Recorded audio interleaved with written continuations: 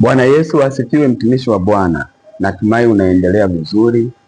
Leo niko mbele zako na mahojiano mafupi na mtumishi wa Bwana kwa habari ya maono ambayo Mungu ameachilia ndani yake katika kumbukizi ya siku yake ya kuzaliwa.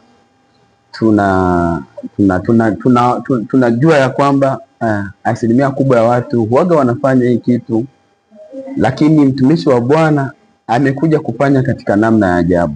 Tunaona wengine wakiwa wanafanya, wanakusanyana, wanakunywa pombe, mwingine anaenda ananunua wanawake, wengine wanafanya vitu vingi ambavyo kimsingi sio vizuri.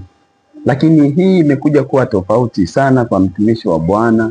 Katika siku ya kumbukizi yake akaona kwamba ni nzuri na ni vyema kama tukiingia mtaani tukahubiri habari za Yesu Kristo, watu wapate kuokoka, watu wapate kumrudia Mungu, watu wapate kufikiria toba. Nilivyoona maono haya nikaona kabisa kwamba kuna kitu ambacho kama mimi na wewe tukija tukakifahamu kinaweza kikatujenga, lakini pia kikatengeneza hamasa na sisi wakati mwingine kama Mungu akitupatia fursa ya kusherekea na kukumbuka kumbukizi za siku zetu za kuzaliwa, tukaweza kufanya vitu ambavyo ni potential kwa jamii na kwa maisha ya mtu. Kwa hiyo niko hapa na mtumishi wa Bwana, tunaweza tukasikia moja mbili tatu ilikuwaje hadi akafikia uamuzi wa kufanya hivyo. Bwana Yesu asifiwe, mtumishi wa Bwana. Amina, amina, mtumishi wa Yesu. Unaendeleaje baba? Namshukuru Mungu, naendelea vizuri kabisa. Na nimefurahi kukutana na wewe na kujumuika na wewe kwa wakati huu. Asante sana. Mimi nilipata wakati mgumu kwa uzuri nilipopata habari ya kwamba umejiandaa kusherehekea kumbukizi ya siku yako ya kuzaliwa. Lakini mkakati ambao ulikuwa nyuma katika kumbukizi hiyo ikawa ni habari ya kuhubiri habari njema za Yesu Kristo, watu wapate kumjua Yesu. Kwa kweli kwanza hongera. Asante sana. Ubarikiwe sana. Ni jambo ambalo zuri na kwa kweli limekuwa baraka. Mimi nilikuwa natamani kujua kitu kimoja.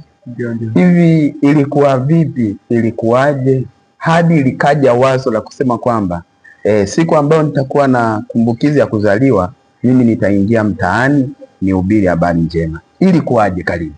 Asante sana. Kwanza kabisa niseme tu kwamba namshukuru Mungu kwa nafasi hii ya pekee ambayo ameitoa kwangu na mpaka kuwepo siku hii hapa ya leo, kwa sababu najua tunapozungumzia kumbukizi ya siku ya kuzaliwa hatuzungumzii tu kumbukizi ya kuzaliwa kwa mwili au kumbukizi ya kuzaliwa kwa nini, ila tunazungumzia kumbukizi pia ya kuzaliwa kwa purpose au kusudi ya Mungu ambalo Mungu analiweka ndani. Kwa sababu Mungu alipokuwa anaruhusu wewe uwepo duniani au mimi niwepo duniani, itimisi kabisa kwamba kuna kitu aliona kabisa kwamba huyu mwanangu ninakiweka ndani yake, inabidi aende akakifanya duniani. Unaona?